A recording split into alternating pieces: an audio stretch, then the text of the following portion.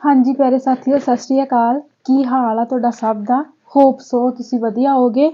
बाकी ठंड ठुंड काफ़ी हो गई आ ते तुसी अपनियां सेहतां दा ध्यान रखो, ठीक है। मैनू ना मतलब कोल्ड फीवर होया पिया ते मैं तां भी जिहड़ी आ क्लास रिकॉर्ड करन दी क्योंकि मैनू ये आ कि आपां जिहड़ी आ कि NCERT ਦੇ ਅਕੋਰਡਿੰਗ ਜਿਹੜੀ ਆਪਾਂ SST ਕਰਦੇ ਪਏ ਆ ਆਪਣੀ ਕੰਪਲੀਟ ਹੋ ਜਾਵੇ। ਇਹ ਨਾ ਹੋਵੇ ਕਿ ਉਧਰੋਂ ਆਪਣੀਆਂ ਨੋਟੀਫਿਕੇਸ਼ਨ ਆ ਜਾਏ PSTET ਦਾ ਤੇ ਉਧਰੋਂ ਆਪਣੀ ਜਿਹੜੀ ਹੈਗੀ ਆ ਆਪਣਾ ਸਿਲੇਬਸ ਵੀ ਜਿਹੜਾ ਵਾ NCERT ਦੇ ਅਕੋਰਡਿੰਗ ਜਿਹੜੀਆਂ ਆਪਾਂ ਕਲਾਸਾਂ ਸਟਾਰਟ ਕੀਤੀਆਂ ਇਹ ਨਾ ਹੋਵੇ ਕਵਰ ਹੀ ਨਾ ਹੋਣ। ਸੋ ਮਤਲਬ ਕਿ ਬਹੁਤ ਹੀ ਜ਼ਿਆਦਾ ਬੁਰਾ ਹਾਲ ਆ। ਮੈਡੀਸਿਨ ਲੈ ਕੇ ਫਿਰ ਮੈਂ ਜਿਹੜੀ ਕਲਾਸ ਸੀ ਰਿਕਾਰਡ ਕਰਨ ਲੱਗੀ ਸੀ, ਠੀਕ ਆ। ਤੇ ਆਪਾਂ ਕਰਦੇ ਪਏ ਸੀਗੇ NCERT ਦੀ 7ਵੀਂ ਕਲਾਸ ਦੀ ਹਿਸਟਰੀ, ਠੀਕ ਹੈ, ਜਿਹਦੇ ਵਿੱਚ ਆਪਣਾ ਪਹਿਲਾ ਚੈਪਟਰ ਚੱਲਦਾ ਪਿਆ ਸੀ ਤੇ ਅੱਜ ਆਪਣਾ ਹੈਗਾ ਵਾ ਪਾਰਟ ਤੀਜਾ, ਜਿਹਦੇ ਵਿੱਚ ਆਪਾਂ ਕਰਨਾ ਸੀਗਾ ਨਵੇਂ ਸਮਾਜਿਕ ਅਤੇ ਰਾਜਨੀਤਿਕ ਸਮੂਹ। ਇੱਥੇ ਲਿਖਿਆ ਵਾ ਨਏ ਸਮਾਜਿਕ ਔਰ ਰਾਜਨੀਤਿਕ ਸਮੂਹ, ਠੀਕ ਹੈ। ਆਪਾਂ ਰੀਡ ਕਰਦੇ ਹਾਂ, ਧਿਆਨ ਨਾਲ ਸੁਣਨਾ, ਕੰਸਨਟਰੇਟ ਕਰਕੇ। ਜਿਹੜਾ ਆਪਾਂ ਇਹਦੇ ਵਿੱਚੋਂ ਪੁਆਇੰਟ ਚੱਕਣਾ ਉਹ ਮੈਂ ਬੋਰਡ ਤੇ ਲਿਖੂੰਗੀ, ਠੀਕ ਹੈ। बस इस तरीके दे नाल आपां तैयारी जिहड़ी कर रहे हैं, ठीक है। सन 700 और 1750 के बीच के 1000 वर्ष का अध्ययन इतिहासकारों के आगे भारी चुनौती रखता है, मुख्य रूप से इसलिए कि इस पूरे काल में बड़े पैमाने पर और अनेक तरह के परिवर्तन हुए। इस काल में अलग अलग समय पर नई प्रौद्योगिकी दर्शन होते हैं, जैसे सिंचाई में रहट, कताई में चरखे और युद्ध में अग्निशास्त्रों जैसे बारूद वाले हथियार का इस्तेमाल होने लगा। यानी कि कहने का भाव कि आपां ਜਿਹੜੀ 7ਵੀਂ ਕਲਾਸ ਦੀ NCERT ਆ ਕੀ ਆ ਮੱਧਕਾਲੀਨ ਭਾਰਤ ਦਾ ਇਤਿਹਾਸ ਆ, ਠੀਕ ਆ। ਇਹਦੇ ਵਿੱਚ ਇਹਨਾਂ ਨੇ ਕਿਹਾ ਕਿ 700 ਤੋਂ 1750 ਦਾ ਜਿਹੜਾ 1750 ਤੱਕ ਦਾ ਇਤਿਹਾਸ ਸੀ, यानी कि मध्यकालीन युग में इन्होंने कहा कि काफी बड़े परिवर्तन आए। सिंचाई, कताई, ठीक है, सिंचाई कताई चरखे, कताई लई चरखे ते युद्ध लई अग्निशास्त्र ते बरूद वाले ਜਿਹੜੇ ਹਥਿਆਰ ਸੀ ਉਹਨਾਂ ਦਾ ਇਸਤੇਮਾਲ ਹੋਣ ਲੱਗਾ। ਇਹ ਤੁਸੀਂ ਯਾਦ ਰੱਖਣੀ ਕਿਉਂਕਿ ਸਾਨੂੰ ਹੁਣ ਕੁਐਸਚਨ ਕਿਸ ਤਰੀਕੇ ਦੇ ਨਾਲ ਆ ਸਕਦਾ ਵਾ, ਪੁੱਛਿਆ ਜਾ ਸਕਦਾ ਵਾ ਕਿ ਜਿਹੜੇ ਬਰੂਦ ਵਾਲੇ ਇਤਿਹਾਸ ਆ ਉਹ ਹੇਠਾਂ ਲਿਖਿਆਂ ਵਿੱਚੋਂ ਕਿਹੜੇ ਕਾਲ ਵਿੱਚ ਇਸਤੇਮਾਲ ਹੋਣ ਲੱਗੇ ਜਾਂ ਕਿਹੜੇ ਕਾਲ ਦੇ ਵਿੱਚ ਹੋਂਦ ਵਿੱਚ ਆਏ। ਤੇ ਤੁਸੀਂ ਟਾਈਮ ਪੀਰੀਅਡ ਵੀ ਯਾਦ ਰੱਖਣਾ ਵਾ, ਹੋ ਸਕਦਾ ਟਾਈਮ ਪੀਰੀਅਡ ਪੁੱਛ ਲੈਣ 700 ਤੋਂ 1750 ਤੱਕ ਦਾ ਸਮਾਂ ਜਾਂ ਫਿਰ ਮੱਧਕਾਲੀਨ ਇਤਿਹਾਸ। ਇਸੇ ਹੀ ਕਾਲ ਦੇ ਵਿੱਚ ਜਿਹੜੇ ਬਰੂਦ ਵਾਲੇ ਹਥਿਆਰ, ਸਿੰਚਾਈ ਜਾਂ ਜਿਹੜੀ ਚਰਖੇ ਦੇ ਨਾਲ ਕਤਾਈ, ਇਹ 3-4 ਚੀਜ਼ਾਂ ਜਿਹੜੀਆਂ ਸੀ ਇਸੇ ਕਾਲ ਦੇ ਵਿੱਚ ਹੋਣ ਲੱਗੀਆਂ ਸੀ। ਇਸ ਪੁਆਇੰਟ ਨੂੰ ਤੁਸੀਂ ਯਾਦ ਰੱਖਣਾ, ठीक है। फिर कहते हैं खान पीन वास्ते आलू, मक्का, मिर्च, चाय और कॉफी का इस्तेमाल होने लगा। यानी कि खान पान जे आपां खान पीन की गल करिए तो ਉਹਦੇ ਵਿੱਚ आलू हो गए, मक्का, मिर्च, चाह ते काफी ਇਹਨਾਂ ਚੀਜ਼ਾਂ ਦਾ ਜਿਹੜਾ ਇਸਤੇਮਾਲ ਸੀਗਾ ਉਹ ਵੀ ਮੱਧਕਾਲੀਨ ਇਤਿਹਾਸ ਦੇ ਵਿੱਚ ਹੀ ਹੋਣ ਲੱਗਾ ਸੀ। ਫਿਰ ਇਹ ਕਹਿੰਦੇ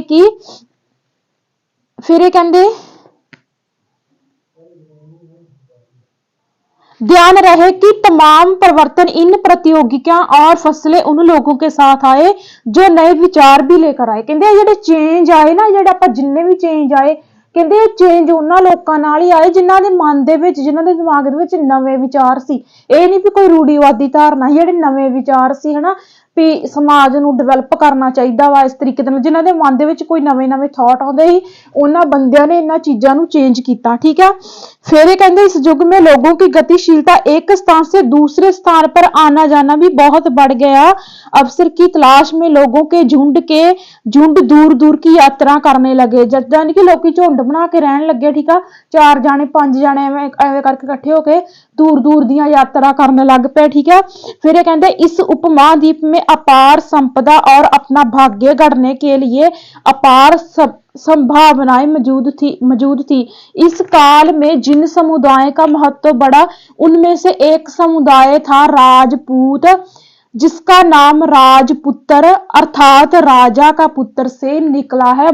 मोस्ट इंपॉर्टेंट पॉइंट आ जिहड़ा पॉइंट मैं हुण बोलिया। ਜਦੋਂ ਆਪਾਂ ਗੱਲ ਕਰਦੇ ਹਾਂ ਜਦੋਂ NCERT ਦੇ ਵਿੱਚ ਉਹਨਾਂ ਨੇ ਲਿਖਿਆ ਪਿੱਛੇ ਇਸ ਤੋਂ ਬਾਅਦ ਕੀ ਸੀ, ਇੱਕ ਤਾਂ ਚੇਂਜ ਆਇਆ ਵੀ ਬਰੂਦ ਵਾਲੇ ਹਥਿਆਰ ਆ ਗਏ, ਖਾਣ ਪੀਣ ਵਾਲੀਆਂ ਚੀਜ਼ਾਂ ਦੇ ਵਿੱਚ ਚੇਂਜ ਹੋ ਗਿਆ। ਫਿਰ ਕਹਿੰਦੇ ਵੀ ਲੋਕਾਂ ਦੇ ਵਿੱਚ ਵੀ ਚੇਂਜ ਆਇਆ, ਲੋਕੀ ਜਿਹੜੇ ਸੀ ਝੁੰਡ ਬਣਾ ਕੇ ਰਹਿਣ ਲੱਗੇ।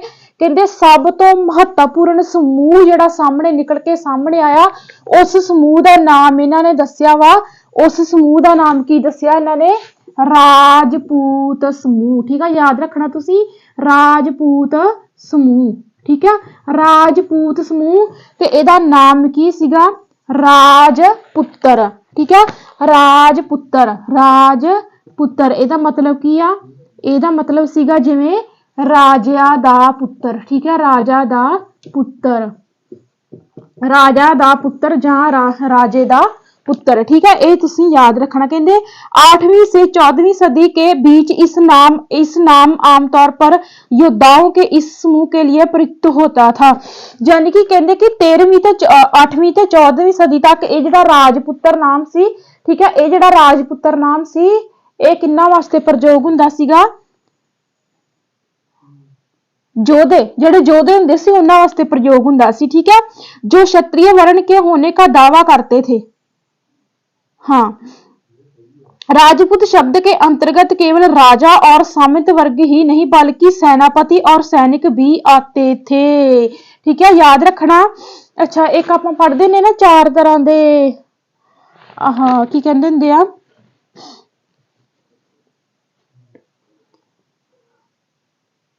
हाँ कछत्तरी नहीं पढ़ते हुंदे आपां, कछत्तरी। ठीक है, कछत्तरी ਜਿਹੜੀਆਂ ਆਪਣੀਆਂ 4 ਤਰ੍ਹਾਂ ਦੀਆਂ ਜਾਤੀਆਂ ਜਿਨ੍ਹਾਂ ਦਾ ਗੁਰੂ ਨਾਨਕ ਦੇਵ ਜੀ ਨੇ ਵੀ ਖੰਡਨ ਕੀਤਾ ਸੀ ਨਾ, ਵੈਸ਼ ਸ਼ੂਦਰ ਕਛੱਤਰੀ ਐਵੇਂ ਕਰਕੇ, ਹਨਾ। ਜਿਹੜਾ ਇਹ ਰਾਜਪੁੱਤਰ ਸੀਗਾ, ਇਹਨਾਂ ਨੇ ਕਿਹਾ ਵੀ ਇਹਨੇ ਕੀ ਦਾਵਾ ਕੀਤਾ ਸੀ ਵੀ ਉਹ ਕਛੱਤਰੀ ਵੰਸ਼ ਦੇ ਨਾਲ ਸੰਬੰਧ ਰੱਖਦਾ। ਇਹ ਤੁਸੀਂ ਯਾਦ ਰੱਖ ਲਿਓ, ਹੋ ਸਕਦਾ ਸਾਨੂੰ ਇਹਨਾਂ ਦਾ ਵੰਸ਼ ਵੀ ਪੁੱਛ ਲੈਣ। ਠੀਕ ਹੈ, ठीक है, फिर इन्होंने कहा कि राजपूत शब्द के अंतर्गत केवल राजा और सामंत नहीं आते। यानी कि जिहड़ा राजपुत्र शब्द आ इहदे विच कल्ले राजे ते सामंत नहीं आते, इहदे विच की आउंदे राजे भी आउंदे सी, राजे तां आउंदे सी, सामंत भी आउंदे सी ते सैनिक भी आउंदे सी। ਜਿਹੜੇ ਵੀ ਇਹਦੇ ਵਿੱਚ ਆਉਂਦੇ ਸੀ ਉਹਨਾਂ ਨੂੰ ਰਾਜਪੁੱਤਰ ਦੇ ਵਿੱਚ ਹੀ ਗਿਣਿਆ ਜਾਂਦਾ ਸੀ। ਸੈਨਾਪਤੀ, ਠੀਕ ਹੈ, ਇੱਕ ਹੋ ਗਿਆ ਸੈਨਾਪਤੀ। ਇਹ ਪੁਆਇੰਟ ਤੁਸੀਂ याद रखने हैं। ठीक है, राजपुत्र बारे सानू पूछा जा सकता वा। क्लियर। उस तो बाद ये कहंदे पूरे उपमहाद्वीप में अलग अलग शासकों की सेनाएं में सेवारत थे। कवि और चारण राजपूतों की आचार संहिता प्रबल पराक्रम और स्वभक्ति का गुणगान करते थे। इस युग में राजनीतिक दृष्टि से महत्व हासिल करने अवसरों का लाभ मराठा, सिख, जाट, अहोम और कायस्थ, मुखत, लिपकों और मुशियों का कार्य करने वाली जाति आदि समूहों ने भी उठाया।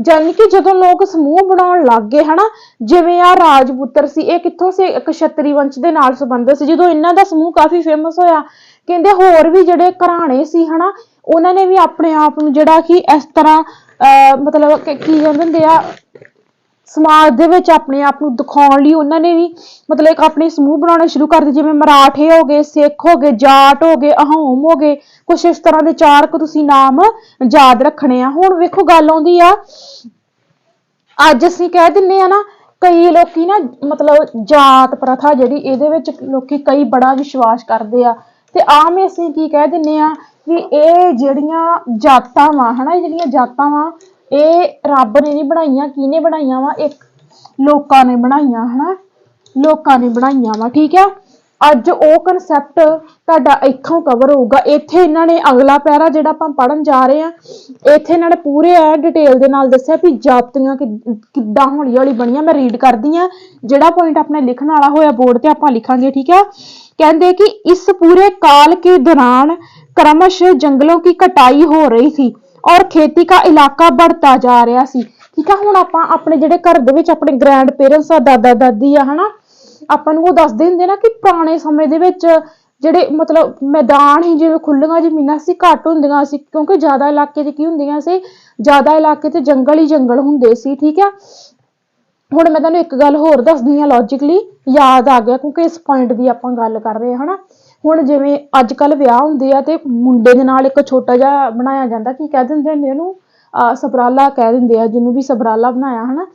ਤੇ ਉਹ ਚੀਜ਼ ਪੁਰਾਣੇ ਸਮੇਂ ਦੇ ਵਿੱਚ ਸੀ, ਇਹਦੇ ਪਿੱਛੇ ਕੋਈ ਲੌਜਿਕ ਨਹੀਂ ਹੈਗਾ। ਠੀਕ ਹੈ, ਇਹਦੇ ਪਿੱਛੇ ਏਦਾਂ ਹੀ ਕਿ ਪੁਰਾਣੇ ਸਮੇਂ ਦੇ ਵਿੱਚ ਬਰਾਤਾਂ, ਜਦੋਂ ਬਰਾਤ ਇੱਕ ਪਿੰਡ ਤੋਂ ਦੂਜੇ ਪਿੰਡ ਜਾਂਦੀ ਹੁੰਦੀ ਸੀ, ਹਨਾ, ਤੇ ਹੁੰਦਾ ਕੀ ਸੀ ਕਿ ਜੰਗਲਾਂ ਦੇ ਵਿੱਚ ਦੀ ਬਰਾਤ ਜਾਣੀ, ਜੰਗਲੀ ਜਾਨਵਰਾਂ ਦੇ ਹਮਲੇ ਹੋ ਜਾਣੇ। ਤੇ ਸਬਰਾਲਾ ਜਿਹੜਾ ਵੀ ਉਨੀ ਏਜ ਦਾ, ਉਦੋਂ ਕੋਈ ਛੋਟਾ ਬੱਚਾ ਥੋੜੀ ਤਿਆਰ ਕੀਤਾ ਜਾਂਦਾ ਸੀ, ਓਡੀ ਹੀ ਏਜ ਦਾ ਇੱਕ ਜਿਹੜਾ ਮੁੰਡਾ ਜਿਹੜਾ ਹੀ ਨਾਲ ਤਿਆਰ ਕੀਤਾ ਜਾਂਦਾ ਸੀ ਕਿ ਰੱਬ ਨਾ ਕਰੇ ਜੇ ਕਿਸੇ ਜੰਗਲੀ ਜਾਨਵਰ ਦਾ ਲਾੜੇ ਤੇ ਹੀ ਹਮਲਾ ਹੋ ਜਾਂਦਾ ਵਾ ਜਾਂ ਲਾੜਾ ਮਾਰਿਆ ਜਾਂਦਾ ਵਾ ਤੇ ਬਰਾਤ ਵਾਪਸ ਨਹੀਂ ਮੁੜੂਗੀ, ਉਸ ਕੁੜੀ ਦੇ ਨਾਲ ਜਿਹੜਾ ਉਹ ਸਬਰਾਲਾ ਤਿਆਰ ਕੀਤਾ ਹੁੰਦਾ ਸੀ ਉਹਨੂੰ ਵਿਆਹ ਦਿੱਤਾ ਜਾਂਦਾ ਸੀ। ਸੋ ਇਹ ਲੌਜਿਕ ਹੀ ਪੁਰਾਣੇ ਸਮਿਆਂ ਦਾ, ਤੇ ਉਹ ਲੋਕਾਂ ਨੇ ਧਾਰਨਾ ਹੀ ਗਲਤ ਬਣਾਈਆਂ ਹੋਈਆਂ। ਐਵੇਂ ਹੀ ਕੋਈ ਏਡਾ ਜਿਹਾ ਜਵਾਕ ਚੁੱਕ ਕੇ ਸਬਰਾਲਾ ਬਣਾਇਆ ਹੁੰਦਾ ਵਾ, ਕੋਈ ਏਡਾ ਕੁ ਜਵਾਕ ਸਬਰਾਲਾ ਬਣਾਇਆ ਹੁੰਦਾ ਵਾ ਇਸ ਤਰੀਕੇ ਦੇ ਨਾਲ।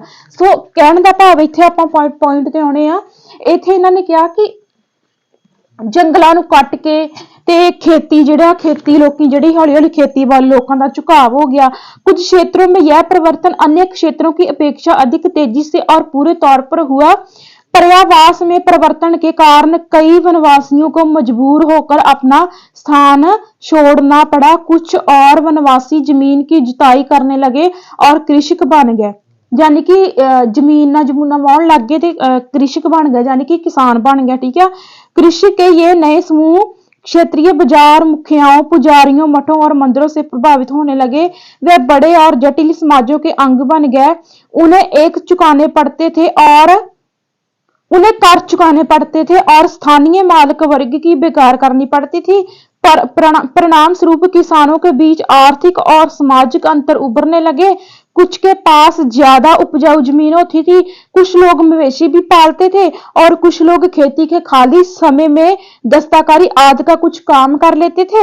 जैसे जैसे समाज में अंतर बढ़ने लगे, लोग जातियों और उपजातियों में बांटे जाने लगे और उनकी पृष्ठभूमि और व्यास के आधार पर उन्हें समाज में ऊंचा या नीचा दर्जा दिया जाने लगा। देखो कितनी कैंड इन्फॉर्मेशन देती है। ये दर्जे स्थायी नहीं थे। किसी जात विशेष के सदस्यों के हाथों में कितनी सत्ता, प्रभाव और संसाधनों का नियंत्रण है, इसके आधार पर उसके दर्जे बदलते रहते थे। एक ही जाति का किसी क्षेत्र में कोई दर्जा हो सकता था और किसी अन्य के क्षेत्र में कोई और। यानी कि कहने का भाव हुण जातियां किद्दां बणीਆਂ, समझो इस चीज ਨੂੰ। ਉਹਨਾਂ ने ਕਿਹਾ ਪਹਿਲਾਂ ਜੰਗਲ ਕੱਟੇ ਹਨਾ, ਜੰਗਲਾਂ ਦੀ ਕਟਾਈ ਹੋਣ ਲੱਗੀ, ਜੰਗਲਾਂ ਦੀ ਕਟਾਈ ਕਰਕੇ ਤੇ ਉਹ ਜਿਹੜਾ ਜਗ੍ਹਾ ਬਚਦੀ ਉੱਥੇ ਖੇਤੀ ਕਰਨ ਲੱਗ ਗਏ ਹੌਲੀ ਹੌਲੀ ਹਨਾ, ਹੌਲੀ ਹੌਲੀ ਖੇਤ ਬਣਦੇ ਗਏ ਹਨਾ। ਕੁਛ ਲੋਕ ਜਿਹੜੇ ਸੀ ਖੇਤੀ ਕਰਨ ਲੱਗ ਗਏ, ਕੁਝ ਲੋਕ ਹੌਲੀ ਹੌਲੀ ਕਿਸਾਨ ਬਣ ਗਏ, ਕ੍ਰਿਸ਼ਕ ਬਣ ਗਏ, ਜਿੱਦਾਂ ਉਹਨਾਂ ਨੇ ਹਿੰਦੀ ਦੇ ਵਿੱਚ ਲਿਖਿਆ ਹਨਾ।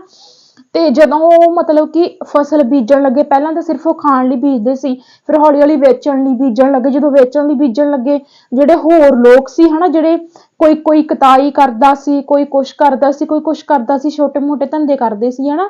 ਜਦੋਂ ਉਹਨਾਂ ਨੇ ਵੇਖਿਆ ਵੀ ਅੱਜ ਜ਼ਮੀਨ ਇੱਥੇ ਏਦਾਂ ਮਤਲਬ ਕਿਸੇ ਜਗ੍ਹਾ ਤੇ ਖੇਤੀ ਕਰਕੇ ਬੜਾ ਇਹ ਤੋਂ ਲਾਭ ਹੋਣ ਡਿਆ, ਜਾਣੀ ਕਿ ਲੋਕਾਂ ਦੇ ਪਹਿਲਾਂ ਹੀ ਆਲਰੇਡੀ ਸਮੂਹ ਬਣੇ ਹੋਏ ਸੀ। ਜਿਹੜਾ ਕੋਈ ਅਮੀਰ ਘਰਾਣਾ ਸੀ ਜਾਂ ਕੋਈ ਕਹਿ ਲਓ ਵੀ ਕਿ ਮਤਲਬ ਜਦੋਂ ਉਹਨਾਂ ਨੂੰ ਪਤਾ ਲੱਗ ਜਾਂਦਾ ਸੀ ਵੀ ਹਾਂ ਇੱਥੋਂ ਇੰਨਾ ਮੁਨਾਫਾ ਹੁੰਦਾ ਵਾ, ਤੇ ਹੌਲੀ ਹੌਲੀ ਕਿਸੇ ਜਿਹੜਾ ਕੋਈ ਸ਼ਕਤੀਸ਼ਾਲੀ ਸਮੂਹ ਸੀ, ਜਿੱਦਾਂ ਰਾਜਤੰਤਰ, ਆਪਾਂ ਰਾਜਪੁੱਤਰ ਦੀ ਗੱਲ ਕੀਤੀ, ਇਸ ਤਰੀਕੇ ਦੇ ਨਾਲ ਉਹਨਾਂ ਨੇ ਕਿਹਾ ਵੀ ਉਹਨਾਂ ਨੇ ਕਿਹਾ ਵੀ ਮਤਲਬ ਉਹਨਾਂ ਤੇ ਕਰ ਲਗਾਉਣੇ ਸ਼ੁਰੂ ਕਰਤੇ। ਕਿੰਨਾ ਤੇ ਜਿਹੜੇ ਕੁਛ ਕੁ ਲੋਕ ਖੇਤੀ ਕਰਨ ਲੱਗ ਗਏ ਸੀ, ਉਹਨਾਂ ਤੇ ਕਰ ਲਗਾਉਣ ਲੱਗ ਗਏ। ਇਹਨਾਂ ਦੇ ਨਾਲ ਕੀ ਹੋਇਆ ਵੀ ਕਰ ਲਗਾਉਣ ਦੇ ਨਾਲ ਕੀ ਹੋਇਆ, ਆਪਾਂ ਅੱਗੇ ਜਾ ਕੇ ਕਰਾਂ ਬਾਰੇ ਵੀ ਪੜਾਂਗੇ। ਕਿਸੇ ਨੂੰ ਭਾਗ ਕਹਿੰਦੇ ਸੀ, ਕਿਸੇ ਨੂੰ ਕੁਛ ਕਹਿੰਦੇ ਸੀ, ਇਦਾਂ ਕਰਕੇ ਹਨਾ।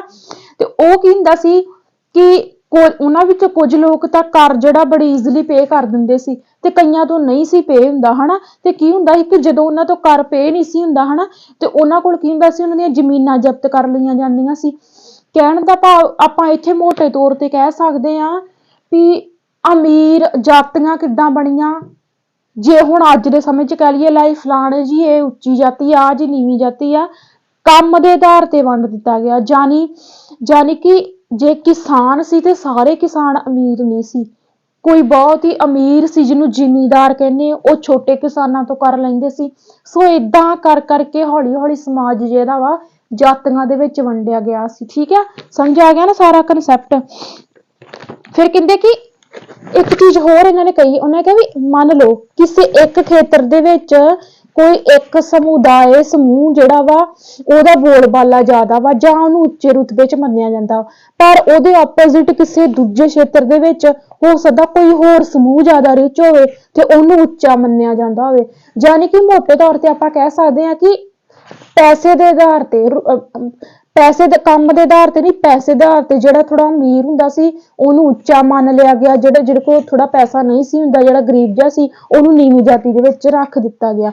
ਕਦੇ ਵੀ ਇਸੇ ਕਰਕੇ ਤੁਸੀਂ ਕਦੇ ਵੀ ਇਹਨਾਂ ਚੀਜ਼ਾਂ ਦੇ ਵਿੱਚ ਜਿਹੜਾ ਕਾਸਟ ਸਿਸਟਮ ਆ ਇਹਦੇ ਵਿੱਚ ਤੁਸੀਂ ਬਿਲੀਵ ਨਹੀਂ ਕਰਨਾ, ਠੀਕ ਹੈ। ਫਿਰ ਇਹਨਾਂ ਨੇ ਸਾਈਡ ਤੇ ਇੱਕ ਇਨਫੋਰਮੇਸ਼ਨ ਜਿਹੜੀ ਲਿਖੀ ਹੈ ਵੀ ਆਪਾਂ ਜरूर पढ़ ਦਿੰਦੇ ਆ। ਇਹ ਕਹਿੰਦੇ कि इस अनुभाग में जो प्रतियोगिकी आर्थिक सामाजिक और सांस्कृतिक परिवर्तन वर्णित है उनमें कौन कौन से परिवर्तन आपकी समझ में आपके शहर या गांव में सबसे महत्वपूर्ण रहे। यानी कि इन्होंने बच्चों वास्ते एक्टिविटी दी है, ठीक है। फिर इन्होंने क्या, अपने समुदाय के व्यवहार का नियंत्रण करने के लिए जातियां स्वयं अपने अपने नियम बनाती थी। इन नियमों का पालन जाति के बड़े बुजुर्ग की एक सभा करवाती थी। मोस्ट इंपॉर्टेंट पॉइंट है, सीधी स्टेटमेंट ही पूछी जा सकती है। याद रखना वा कि कोई एक समूह ਉਹਦਾ ਕੋਈ ਮੈਂਬਰ ਜਾਂ ਕੋਈ ਬਜ਼ੁਰਗ ਬੰਦਾ, ਠੀਕ ਹੈ, ਉਹ ਆਪਣੇ ਸਮੂਹ ਦੇ ਕੁਝ ਨਿਯਮ ਬਣਾ ਲੈਂਦਾ ਸੀ। ਇਹ ਕਿਹਾ, ਠੀਕ ਹੈ, ਉਹਨਾਂ ਨਿਯਮਾਂ ਦਾ ਪਾਲਣ ਕਰਨ ਵਾਸਤੇ ਕੋਈ ਇੱਕ ਸਭਾ ਬਣਾ ਲਈ ਜਾਂਦੀ ਸੀ, जिसे कुछ इलाकों में जाति पंचायत कहा जाता था। मोस्ट इंपॉर्टेंट पॉइंट, ठीक है, मैं लिख दिनी आ, जाति पंचायत, ठीक है, जाति पंचायत, ठीक है, जाति पंचायत। ਇਹਦਾ मीनिंग मैं लिख दिनी आ। ਇਹਦਾ ਕਹਿਣ ਦਾ ਮਤਲਬ ਇਹ ਆ कि कोई समूह है ना, कोई समूह जिहड़ा सी है ना, कोई समूह ओह अपने अपने अपने अपने समूह दा लिख दिंदे है ना। कोई समूह जिहड़ा भी अपने निज़म बना लैंदा सी है ना, निज़म बना लैंदा सी, निज़म बना लैंदा सी है ना। ते इन्ना निज़म बना लैंदा सी ते फिर की हुंदा सी, ਇਹ ਜਿਹੜੇ ਨਿਯਮ ਸੀ है ना, इन्हां निज़मां दी देख रेख लई भी निज़म ਜਿਹੜੇ ਆ ਪੂਰੇ ਕੀਤੇ ਜਾ ਵੀ ਰਹੇ ਜਾਂ ਨਹੀਂ, ਹੈ ਨਾ।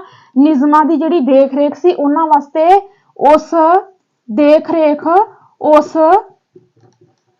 ਸਮੂਹ ਦੇ ਬਜ਼ੁਰਗ ਬੰਦੇ ਵੱਲੋਂ ਕੀਤੀ ਜਾਂਦੀ ਸੀ, ਬਜ਼ੁਰਗ ਬੰਦੇ ਵੱਲੋਂ ਕੀਤੀ ਜਾਂਦੀ ਸੀ, ਬਜ਼ੁਰਗ ਬੰਦੇ ਵੱਲੋਂ ਕੀਤੀ ਜਾਂਦੀ ਸੀ, ਠੀਕ ਹੈ, ਕੀਤੀ ਜਾਂਦੀ ਸੀ। ਇਸ ਤਰੀਕੇ ਦੇ ਨਾਲ ਤੁਸੀਂ ਲਿਖ ਵੀ ਸਕਦੇ ਆ, ਕੋਈ ਸਮੂਹ ਉਹ ਆਪਣੇ ਨਿਯਮ ਬਣਾ ਲੈਂਦਾ ਸੀ, ਇਹਨਾਂ ਨਿਯਮਾਂ ਦੀ ਦੇਖ ਰੇਖ ਉਸ ਸਮੂਹ ਦੇ ਬਜ਼ੁਰਗ ਬੰਦੇ ਵੱਲੋਂ ਕੀਤੀ ਜਾਂਦੀ ਸੀ, ਇਸ ਨੂੰ ਹੀ ਜਾਤੀ ਪੰਚਾਇਤ ਕਿਹਾ ਜਾਂਦਾ ਸੀ।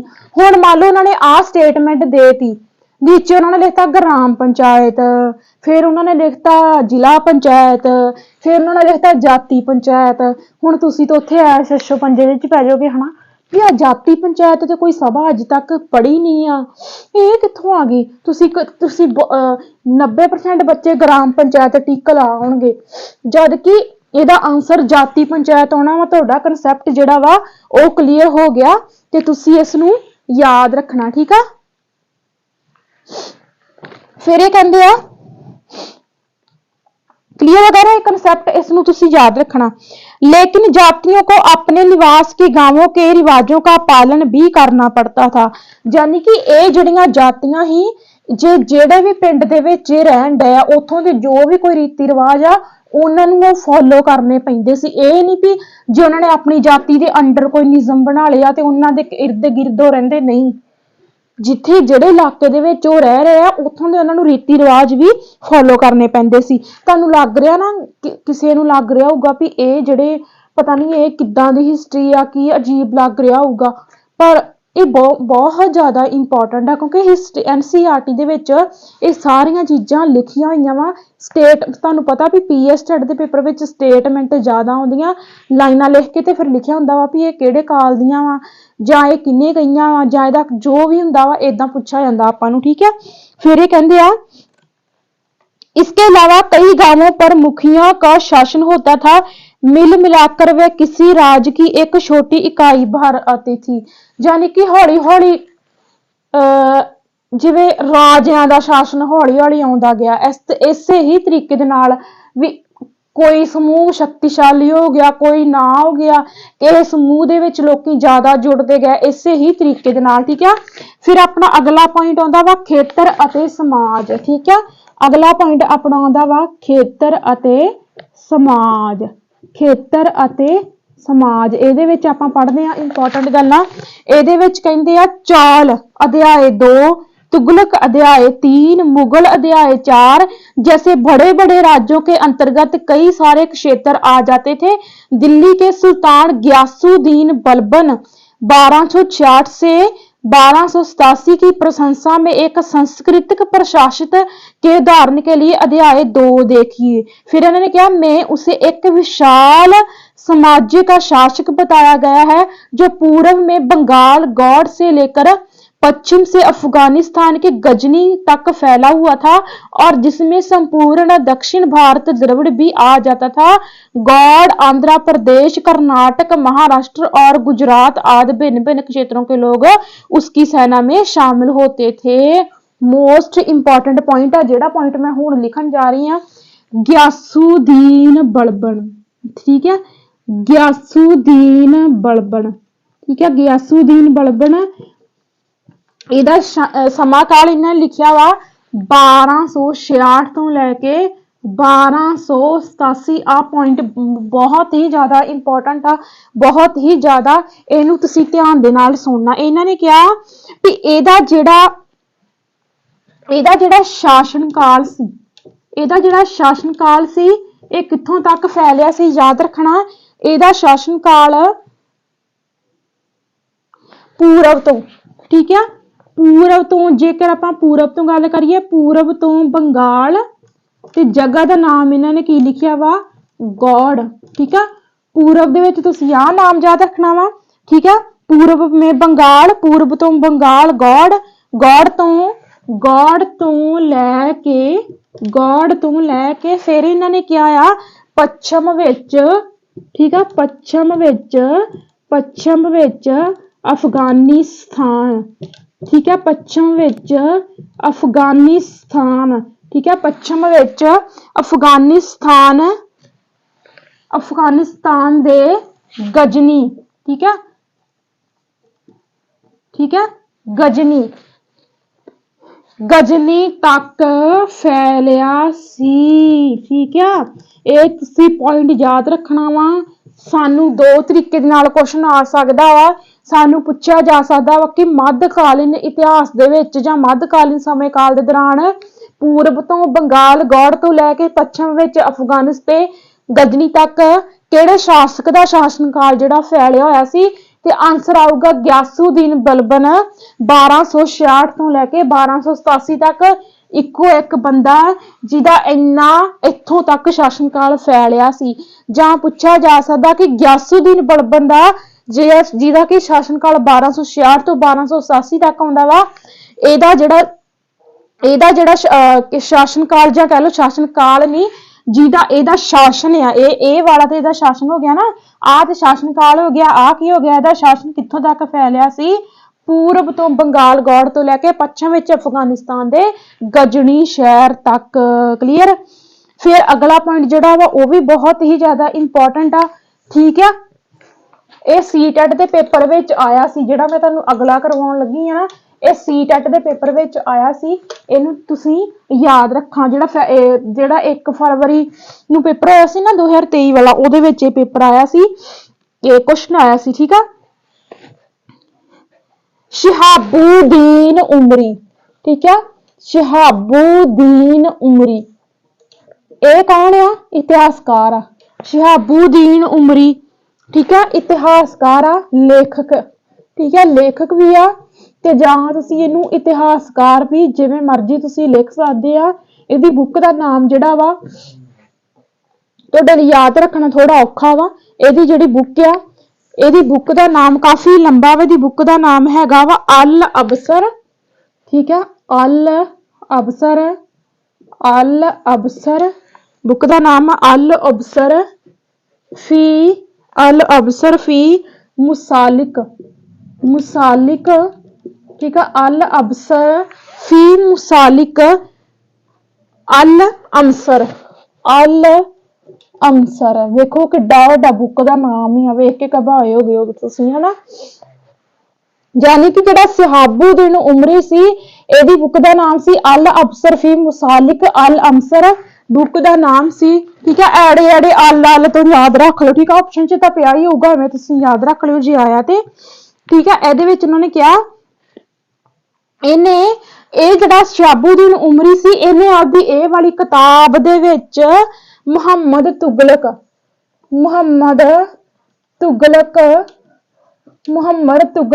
ਦੇ ਸ਼ਾਸਨ ਕਾਲ ਦੇ 24 ਇਲਾਕੇ ਦੱਸੇ ਆ। ਠੀਕ ਆ, 24 ਇਲਾਕੇ ਦੱਸੇ ਆ। ਆਪਾਂ ਲਿਖ ਲੈਂਦੇ ਆ ਕਿਹੜੇ ਕਿਹੜੇ ਇਲਾਕੇ ਦੱਸੇ ਆ। ਪਹਿਲਾਂ ਨੇ ਸਾਰੇ ਦੇ ਸਾਰੇ ਆਪਾਂ ਲਿਖਣੇ ਆ, ਕਿਉਂਕਿ ਹੋ ਸਕਦਾ ਸਾਨੂੰ 4-5 ਉਹਦੇ ਵਿੱਚ ਦੇ ਕੇ ਆਪਸ਼ਨਾਂ ਦੇ ਵਿੱਚ ਦੇ ਕੇ ਤੇ ਬਾਕੀ ਸਾਨੂੰ ਪੁੱਛ ਲੈਣ ਵੀ ਕਿਹੜਾ ਨਹੀਂ ਆ। ਠੀਕ ਆ, ਪਹਿਲਾ ਲਿਖ ਲਓ ਤੁਸੀਂ। ਪਹਿਲਾਂ ਇਹਨਾਂ ਨੇ ਕਿਹਾ ਵਾ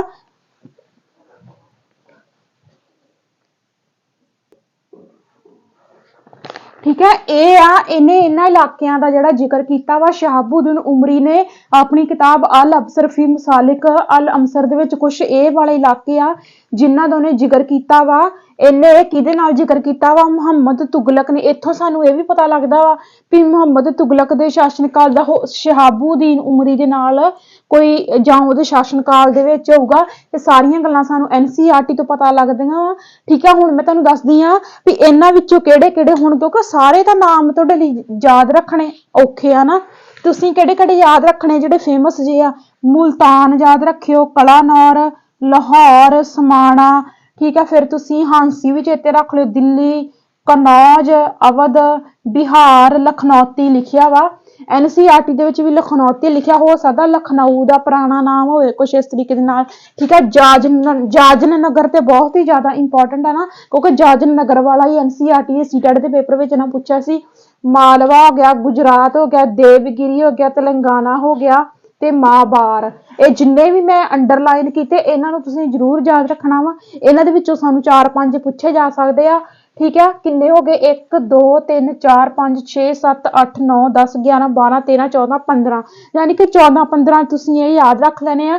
ਮਾਬਾਰ, ਜਾਜਨ ਨਗਰ, ਮਾਲਵਾ, ਗੁਜਰਾਤ, ਦੇਵਗਿਰੀ, ਤੇਲੰਗਾਨਾ, ਲਖਨੌਤੀ, ਬਿਹਾਰ, ਅਵਧ, ਕਨੌਜ, ਦਿੱਲੀ, ਹਾਂਸੀ, ਸਮਾਣਾ, ਲਾਹੌਰ, ਮੁਲਤਾਨ, ਕਲਾਨੌਰ। ਇਹ ਜਿਹੜੇ ਇਲਾਕੇ ਆ ਇਹਨਾਂ ਦਾ ਜ਼ਿਕਰ ਸ਼ਹਾਬੂਦੀਨ ਉਮਰੀ ਨੇ ਆਪਣੀ ਇਹ ਵਾਲੀ ਪੁਸਤਕ ਦੇ ਵਿੱਚ ਕੀਤਾ ਵਾ। ਤੇ ਆਹ ਪੁਸਤਕ ਤੇ ਇਹਦਾ ਜਿਹੜਾ ਲੇਖਕ ਆ ਸ਼ਹਾਬੂਦੀਨ ਉਮਰੀ, ਇਹਦਾ ਤੁਸੀਂ ਨਾਮ ਜ਼ਰੂਰ ਯਾਦ ਰੱਖਣਾ ਵਾ। ਠੀਕ ਆ, ਅੱਗੇ ਆਪਣਾ ਚੈਪਟਰ ਵੈਸੇ 3-4 ਪੇਜ ਆਪਣੇ ਬਾਕੀ ਆ। ਠੀਕ ਆ, ਅੱਜ ਹੈਗਾ ਆਪਣਾ ਅੱਜ ਫਰਾਈਡੇ ਆ ਹਨਾ, ਤੇ ਕੱਲ ਹੈਗਾ ਵਾ ਸੈਟਰਡੇ, ਯਾਨੀ ਕਿ ਕੱਲ ਆਪਾਂ ਇਹ ਜਿਹੜਾ ਚੈਪਟਰ ਆ ਕੰਪਲੀਟ ਕਰ ਦਿੰਦੇ ਆ। ਯਾਨੀ ਕਿ ਵੇਖੋ ਵੀ ਹਿਸਟਰੀ ਇੰਨੇ ਕੁ ਸੋਹਣੇ ਤਰੀਕੇ ਦੇ ਨਾਲ ਇਹਨਾਂ ਨੇ ਡਿਫਾਈਨ ਕੀਤੀ ਹੈ ਨਾ, ਟਾਈਮ ਤੇ ਲੱਗਣਾ ਹੀ ਆ। ਠੀਕ ਆ, ਅੱਜ ਆਪਣਾ ਹੋ ਗਿਆ ਤੀਜਾ ਪਾਰਟ ਹਨਾ, ਤੇ ਯਾਨੀ ਕਿ ਇਸੇ ਚੈਪਟਰ ਦਾ ਇੱਕ ਪਾਰਟ ਹੋਰ ਬਣੂਗਾ। ਕੱਲ ਆਪਾਂ ਸੈਟਰਡੇ ਕਰ ਲਾਂਗੇ, ਤੇ ਆਪਾਂ ਜਿਹੜਾ ਸੰਡੇ ਆਪਣੇ ਤੋਂ ਆਉਂਦਾ ਹਨਾ, ਤੇ ਸੰਡੇ ਨੂੰ ਆਪਾਂ NCERT ਦੀ ਪੋਲੀਟੀਕਲ ਸਟਾਰਟ ਕਰਾਂਗੇ 6ਵੀਂ ਕਲਾਸ ਦੀ। ਉੱਥੇ ਹੀ ਸਾਨੂੰ ਜਿਹੜੇ ਹੁਣ ਸਾਨੂੰ ਪੇਪਰ ਦੇ ਵਿੱਚ ਅਮਰੀਕਾ, ਅਫਰੀਕਾ ਦੇ ਸਿਵਲ ਅਧਿਕਾਰ, ਕੁਛ ਇਸ ਤਰ੍ਹਾਂ ਦਾ ਜਿਹੜਾ ਡਾਟਾ ਸਾਨੂੰ ਮਾਈਨਰ ਜਿਹਾ ਪੁੱਛਿਆ ਜਾਂਦਾ ਨਾ ਪੇਪਰ ਦੇ ਵਿੱਚ, ਆਊਟ ਆਫ ਸਿਲੇਬਸ ਜਿਹਨੂੰ ਤੁਸੀਂ ਕਹਿ ਦਿੰਦੇ ਆ, ਅਸਲ ਦੇ ਵਿੱਚ ਉਹ ਆਊਟ ਆਫ ਸਿਲੇਬਸ ਨਹੀਂ ਹੁੰਦਾ, ਉਹ NCERT ਦੇ ਵਿੱਚ ਪੁੱਛਿਆ ਜਾਂਦਾ ਵਾ।